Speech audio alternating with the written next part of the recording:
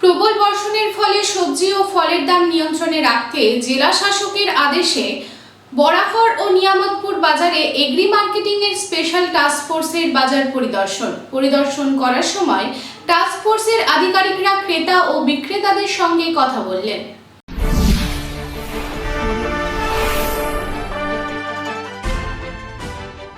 বর্ষাকালে প্রায় ফল ও সবজির দাম কিছুটা হলেও বেড়ে যায়, তবে দাম বাড়লেও কোনো কোনো বিক্রেতারা অযৌক্তিক মূল্য বৃদ্ধি করে জিনিসের দাম বাড়ায় এবং যাতে সেই কাজ করতে কেউ না পারে তাই পুনরায় মঙ্গলবার বরাকর ও নিয়ামতপুরের ফল ও সবজির বাজারে অভিযান চালালো টাস্ক ফোর্সের সদস্যরা এবং অভিযান চালানোর পর তারা সকল সবজির দাম ও ফলের দাম কেমন রয়েছে তা খতিয়ে দেখলেন। এছাড়াও ক্রেতা ও বিক্রেতাদের সচেতন করলেন। এদিন জেলা শাসকের নির্দেশে এই অভিযান চালানো হয়। এই অভিযানে নেতৃত্ব দেন জেলা সহকারী অধিকর্তা দিলীপ কুমার মণ্ডল। এছাড়াও উপস্থিত ছিলেন deputy magistrate Ajit Das, enforcement বিভাগের মহিলা SI Meenakshi Agarwal, Barakar chamber of কমার্সের সভাপতি শিব কুমার আগরওয়াল। দেখো ঠিকই আছে, ধরো তুমি কিনছো হোলসেল 20 টাকা, ঠিক আছে, তুমি বেচবে কততে বিক্রি করবে, খুব বেশি হলো 30-এ বেচো, কিন্তু এই বৃষ্টি কম আসছে এই বলে 20-তে কিনে সে বিক্রি করছে 60-এ, এইটা যেন না नहीं वो ठीक पैसा नहीं है। পয়সা डॉक्टर साहब है बोला সাপ্লাই অনেক সময় তো কম থাকে, পেঁয়াজ আদা রসুন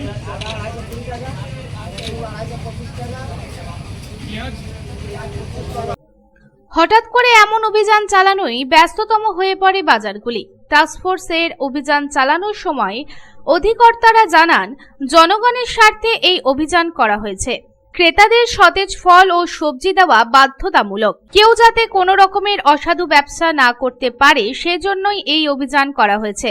যে সকল ব্যবসায়ীরা অসাধু কাজ করবে তাদের জন্য আইনি ব্যবস্থা নেওয়া হবে এবং মাঝে মাঝে এমন সারপ্রাইজ ভিজিট করা হবে ক্রেতা ও বিক্রেতাদের না জানিয়ে, যাতে সমস্ত কিছু খতিয়ে দেখা যায়। এই প্রসঙ্গে কৃষি বিপণনের জেলা সহকারী অধিকর্তা দিলীপ কুমার মণ্ডল কি জানাচ্ছেন আসুন শুনে নিই। আমরা দুটো মার্কেট ভিজিটের জন্য বেরিয়েছি। তো প্রথম বরাকর করলাম, ওখানে টুকটাক এদিক ওদিক দেখলাম, কিছু জিনিস কিছু খামতি আছে সেগুলো আমরা চেক করলাম। তবে প্রাইস জুলাই মাসে যেটা থাকে সেটা খুব বেশি নেই, গত বছর প্রচণ্ড বেশি দাম ছিল, এবছর একটু কম আছে। তো এখানে আমরা এখন এই নিয়ামতপুর বাজারে ভিজিট করছি, কিছু সবজির দোকান দেখলাম। তো ব্যবসাদারদের ক্ষেত্রে ওজনের যে মেশিন আর কি, ওয়েইং ব্যালেন্স, এগুলো নিয়ে একটু আমার মনে হয় সচেতনতা দরকার। যেসব বিম ব্যালেন্স যেগুলো আর কি, ওই তুলাদণ্ড টাইপের যেগুলো, এগুলো সব দেখছি ব্যবহার করছে। এখানে বাটখারা স্টাম্পিং ঠিকঠাক নেই, তো তাদেরকে অ্যাডভাইস করা হলো ওগুলোকে স্টাম্পিং করাতে বা কম্পিউটারাইজ কাটা যেটা বলে সেগুলো ব্যবহার করার জন্য বলা হচ্ছে। তো আরও আমরা বাজার ভিজিট করে দেখছি, মোটামুটি সবজির দাম যেহেতু বৃষ্টিতে একটু অ্যারাইভাল অল্প কম আছে, সেজন্য কিছু কিছু ক্ষেত্রে দেখছি দুটো একটা জিনিসের দাম অল্প একটু বেশি আছে।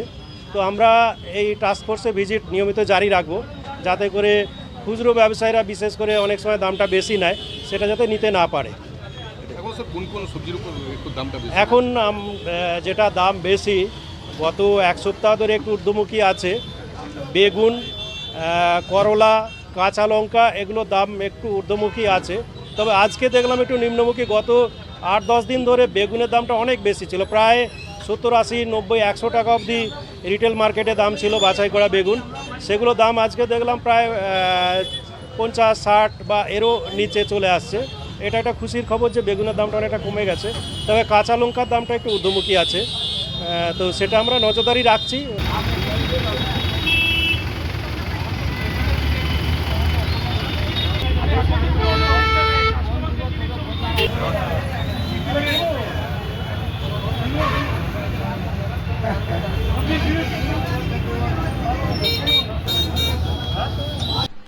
আসানসোল থেকে সন্তোষ মণ্ডলের রিপোর্ট, পাবলিক টাইমস।